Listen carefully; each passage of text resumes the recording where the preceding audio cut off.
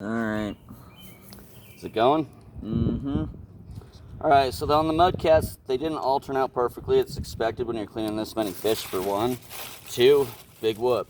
You don't get skillful unless you try and fail a number of times at first. So with these Mudcats, we're just going to dig their guts out so there's no internal organs left over. Try and scrape out as much blood as possible. They are in the Game Watcher bucket here, which you can find one for yourself at GameWasher.com. It works pretty good for throwing your fish in after you scale them to clean the extra scales off. And you see I got my fish pile over here as they get finished. Now, on those Mudcats where the skin didn't come off all the way when I pulled the head, take some needle nose pliers and just work your way down that body to get the skin off. It comes off kind of like a wet sock. You have to put a little bit of effort into it. Sometimes it doesn't come off in one piece, sometimes it does. You just got to pick at it till you have all that skin off, because you don't want that on your fish when you fry them up or barbecue them or whatever you plan to do with them. I'm not going to tell you how to eat your fish. I'm just going to show you the options you have. So we got one side nice and done. Ooh, pretty. Go to the other side. Let's find a tiny bit of skin. You can get them pliers underneath. And oh, there we go, there we go. Nice big chunk of skin came off. Left us plenty more to grip. There we go. And once again, another nice clean one. But we still have this bottom fin on there. We don't want to cut that off. So grab a knife.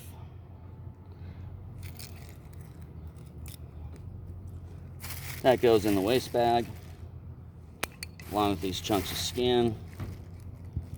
Now, your waste bag is great for your garden if you want to till that in. It's going to smell horrid for a few weeks, possibly a month or so, because of all the stuff breaking down. But it's very good fertilizer for your plants. Do I do it? No. I have neighbors that probably call the cops on me for the slightest inconvenience they would have. So, all right, we're on the last one now. So once again, we're just coming up here to this corner looking for a good spot to pull skin. Sometimes you have to break it free from the flesh a little bit. That one doesn't want to come up. Ooh, that folded over. So we're going to kind of go over and see if we can't get this whole thing in one pull. We're just going to work it across the top till we get to the other side. And we're there. And are we going to get it in one pull? Most of it. Still a little left on the tail part, but that's okay.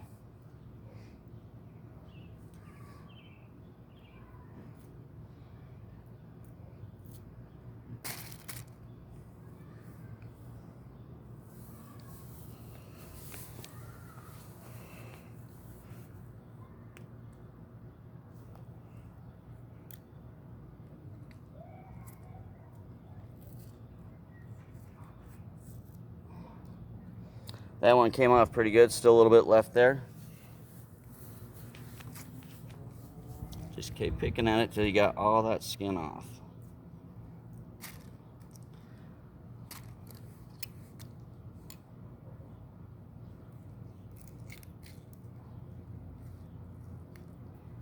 Cut off that bottom fin. We now have two beautiful Mudcat carcasses ready to go in the frying pan. You can bread them and throw them in the frying pan. You throw some Cajun seasoning on them, throw them in the frying pan. You can do pretty much whatever you want at this point. They're ready to go. There will be bones that you got to watch for, but it's like eating a chicken, just smaller. So that's our Mudcats. Now, if you come over here,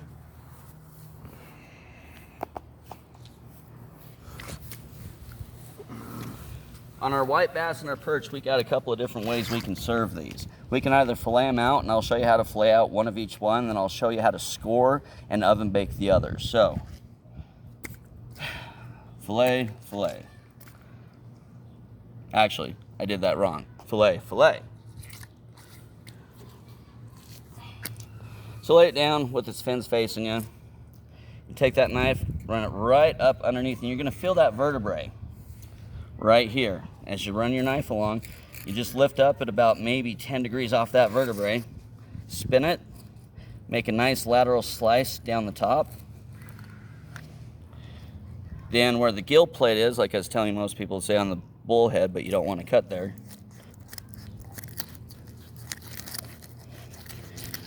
You cut down,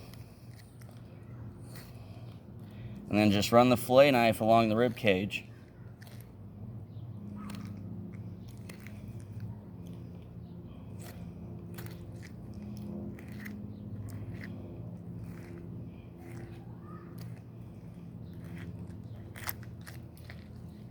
Once you have it open like that, you see the intestines and everything inside there. You're gonna take your knife and run right along here, and all your guts stay in the fish. You have a nice, beautiful fillet of perch.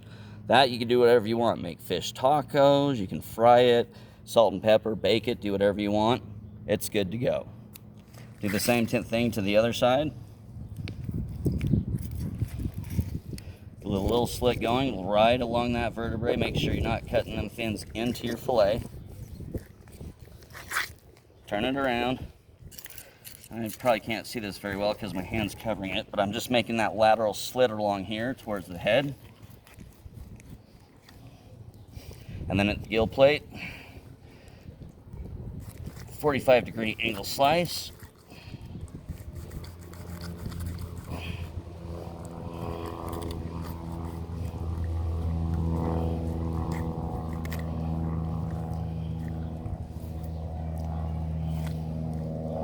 Then run your knife down the rib cage.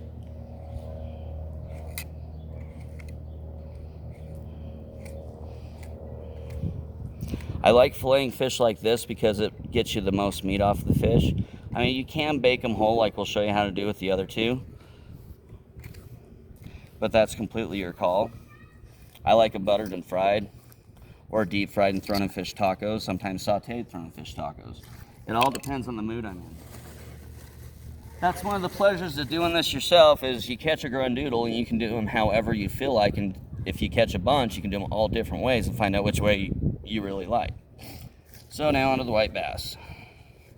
Same thing with perch.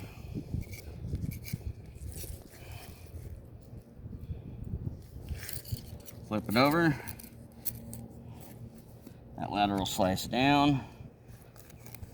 Slice by the gill plate. Run that rib line with the tip of the knife, gently cutting that flesh away. Then when you get down to the bottom,